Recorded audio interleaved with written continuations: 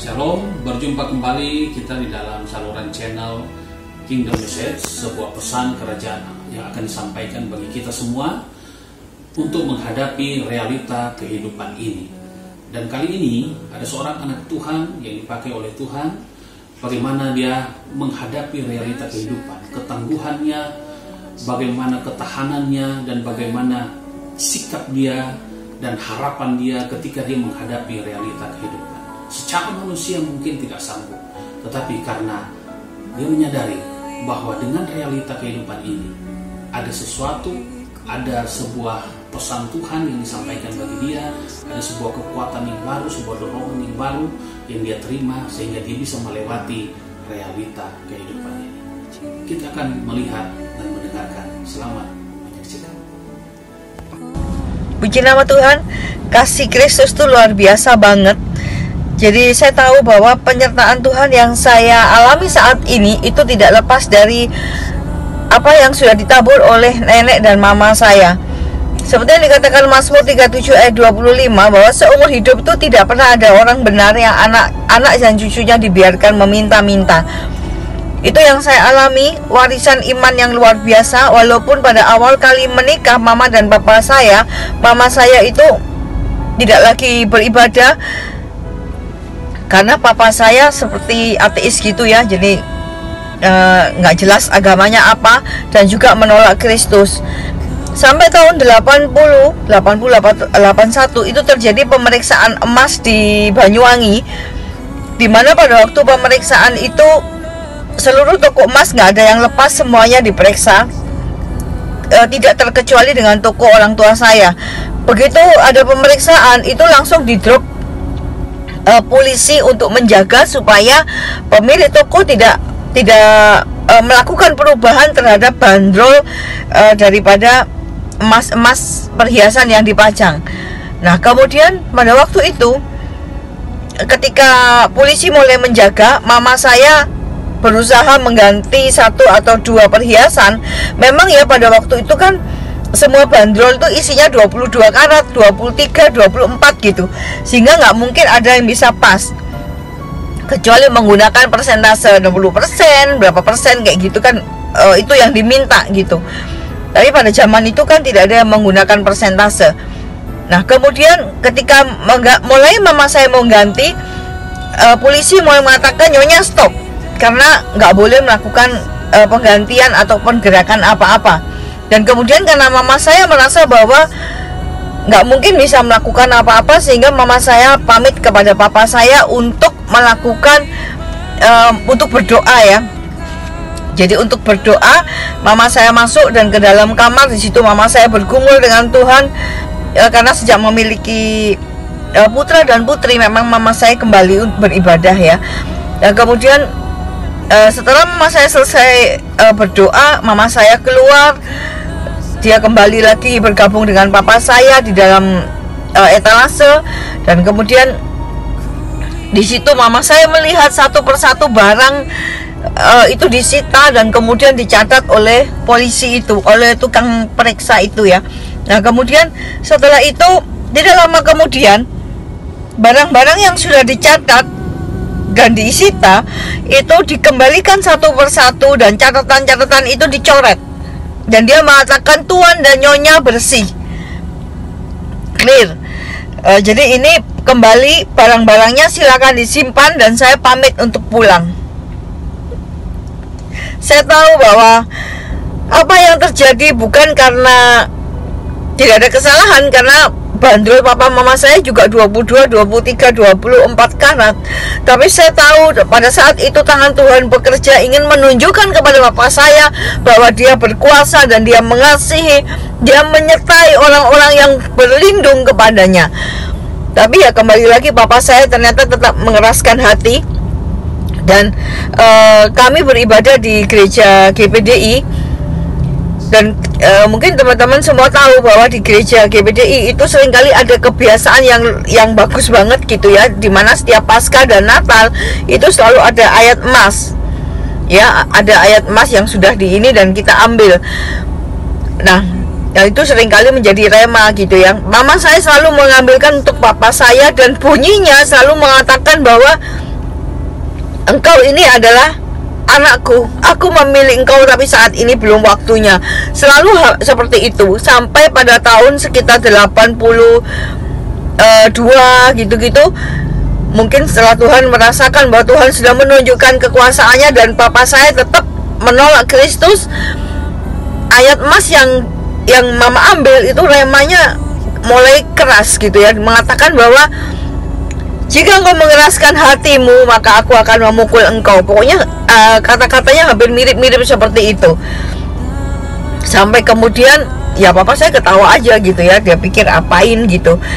Nah sampai pada suatu saat papa saya mulai mengalami pendarahan. Seluruh hasil cek ya pendarahan kurang lebih 2,5 tahun.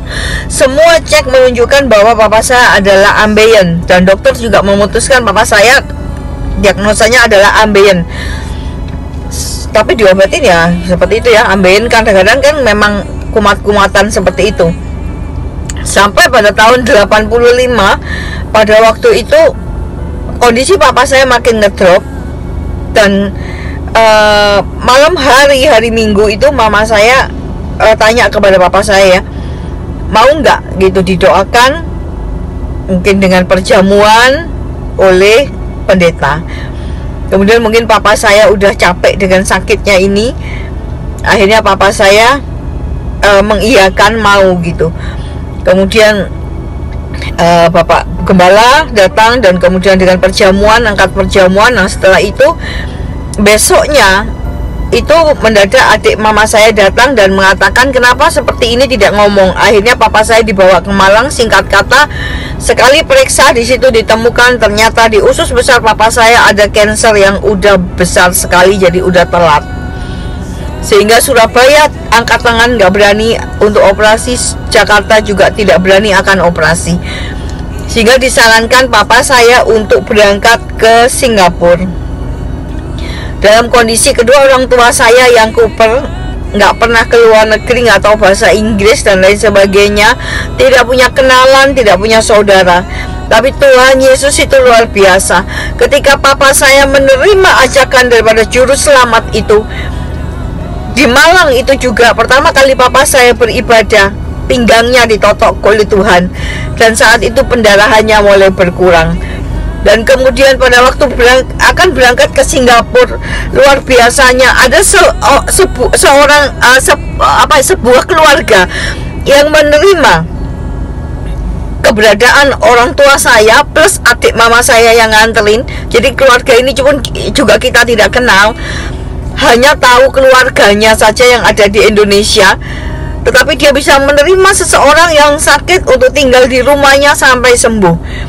Saya tahu ini bukan suatu kebetulan, tetapi kembali lagi Tuhan ingin menunjukkan penyertaannya yang luar biasa untuk orang-orang yang berlindung kepadanya. Nah kemudian sampai di airport, nggak tahu ya alamat kemana yang harus dituju dan lain sebagainya.